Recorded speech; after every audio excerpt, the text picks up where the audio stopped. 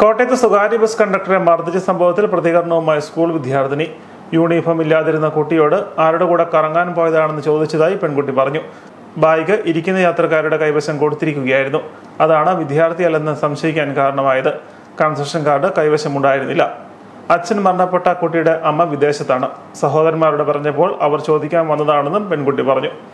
ബസ്സിലെ കണ്ടക്ടർ ചോദിച്ചു, പിന്നെ വല്ല സ്കൂളിൽ പോയതാണോ അതോ വേറെ എല്ലാവരും കൂടെ കറങ്ങാൻ പോയതാണോ ചോദിച്ചു.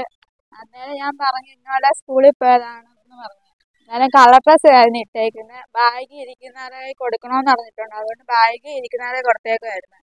അന്നേരം പറഞ്ഞ് കൊച്ചിനെ കണ്ടാൽ പറയത്തില്ലല്ലോ സ്കൂളിൽ പോയതാണ്, കറങ്ങാൻ പോയതാണെന്ന് പറയത്തുള്ളൂ എന്ന് പറഞ്ഞു. ആരെങ്കിലും കൂടി കാമുകനോട് കറങ്ങാൻ പോയതാണെന്നൊക്കെ ചോദിച്ചു. അന്നേരം പറഞ്ഞു അല്ല, ഇന്നലെ സ്കൂളിൽ പോയതാ, യൂണിഫോം കിട്ടിയില്ല, അതുകൊണ്ട് യൂണിഫോം ഇടാഞ്ഞെന്ന് പറഞ്ഞു. അന്നേരം പറഞ്ഞ് ST എടുക്കത്തില്ല, കാർഡ് കാണിക്കണമെന്ന് പറഞ്ഞു. കാർഡ് കാണിക്കാൻ എൻ്റെ കാർഡ് ഇല്ലായിരുന്നു, അതുകൊണ്ട് ഞാൻ പറഞ്ഞു ST തരാനേ പറ്റത്തുള്ളൂ എന്ന് പറഞ്ഞു. അന്നേരം പിന്നെ കയ്യിലുണ്ടായിരുന്ന ST അത് കൊടുത്ത്. അത് കഴിഞ്ഞ് പിന്നെ വൈകിട്ട് അവരുടെ മകനൊക്കെ വീടിന് അതിലെ വന്നായിരുന്നു. അപ്പോൾ വീട്ടിൽ വന്നപ്പോൾ ഞാൻ മാത്രമേ ഉണ്ടായിരുന്നുള്ളൂ. അന്നേരം ഇന്നലെ അങ്ങനെ ഒരു മാമൻ്റെ വണ്ടി വീടിൻ്റെ അടുത്ത് കിടപ്പുണ്ടായിരുന്നു.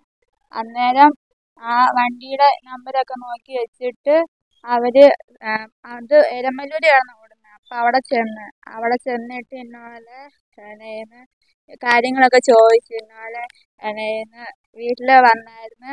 അന്നേരം അവരെ അടിക്കാൻ വേണ്ടിയിട്ടാണ് വന്നതെന്ന് പറഞ്ഞു. അപ്പോൾ മാമനെ അറിയത്തില്ലായിരുന്നു ഇവരാരാണെന്നൊന്നും.